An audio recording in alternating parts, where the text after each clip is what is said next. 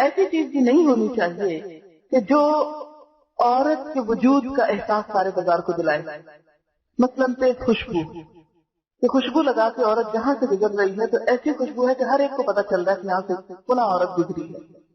جہاں اللہ تعالیٰ کے رسول صلی اللہ علیہ وسلم نے عورتوں کو مسجد جانے کی اجازت دی ہے، جیسے کہ آتا ہے کہ لا تمنعوا اماء اللہ مساجد اللہ، آپ صلی اللہ علیہ وسلم نے فرمایا اللہ کی بندیوں کو مسجدوں میں آنے سے نہ روکو، ولیکن لیخرجن وہن تفلات، وہ خوشبو لگا کر نہ آئے، یعنی تیز خوشبو کے ساتھ نہ آئے. اگر ایسی خوشبو جیسے پاؤڈر وغیرہ ہے یا ایسا ہلکی سی خوشبو ہے کہ جو آپ نے اپنے جسم کے اندر والے ایسے حصے پر لگا رکھی جو باہر نہیں پھیل رہی، صرف آپ کے اپنے حصے تک محدود ہے، وہ تو اور بات ہے. لیکن کوئی ایسی خوشبو جو گاڑی میں بیٹھے ہوئے ڈرائیور تک پہنچ رہی ہے یا نیچے اتر کر سڑک پہ چلنے والوں کو پہنچ رہی ہے تو اس سے بھی منع کیا گیا اور بڑی سختی سے منع کیا گیا. اس کے بارے میں حدیث آپ کو سنائے دیتی ہوں. ابو داؤد کی روایت ہے، ایک عورت مسجد سے نکل کر جا رہی تھی، حضرت ابو ہریرہ اس کے پاس سے گزرے. انہوں نے محسوس کیا کہ وہ خوشبو لگائے ہوئے ہیں. انہوں نے اسے روک کر پوچھا، اے خدائے جبار کی بندی، کیا تو مسجد سے آ رہی ہے؟ اس نے کہا ہاں.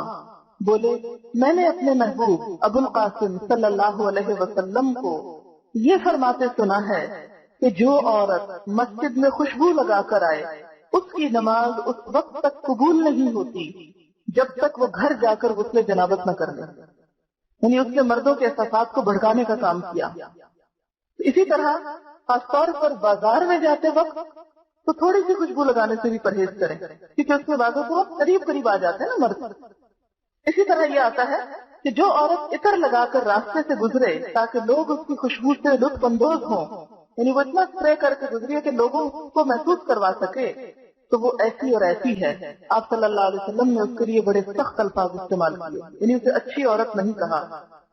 آپ کی ہدایت یہ تھی کہ عورتوں کو وہ خوشبو استعمال کرنی چاہیے جس کا رنگ تیز ہو اور بو ہلکی ہو، یعنی جس کی خوشبو تو ہو لیکن ہلکی ہو کہ وہ اپنے ہی جسم تک رہ جائے، دوسروں تک نہ پہنچے. ایسی تیز خوشبو کہ جو چلتے وقت جس کے اثرات پیچھے رہ جائے وہ نہ ہو. مثلاً وہ ایسی مجلس میں پہنچ کے لگا لے، جیب میں رکھ لے. جو عورت پورے زیب و زینت سے بھی نکلتی ہے تو ہم اس کی نیت پہ شک نہیں کرتے کہ وہ نعوذ باللہ بری عورت ہے اور برائی کی نیت سے وہ باہر نکلی ہے. بعض اوقات ہماری نیت تو بہت اچھی ہوتی ہے لیکن جو مرد ہیں ان کی نیتوں کو ہم کنٹرول نہیں کر سکتے، ٹھیک ہے نا. لہذا اللہ تعالیٰ نے جہاں مردوں کو حکم دیا وہاں عورت کو یہ حکم دیا کہ تم ایسا کام نہ کرو کہ جس سے دوسروں کی نیت میں خلل آ جائے، ٹھیک ہے.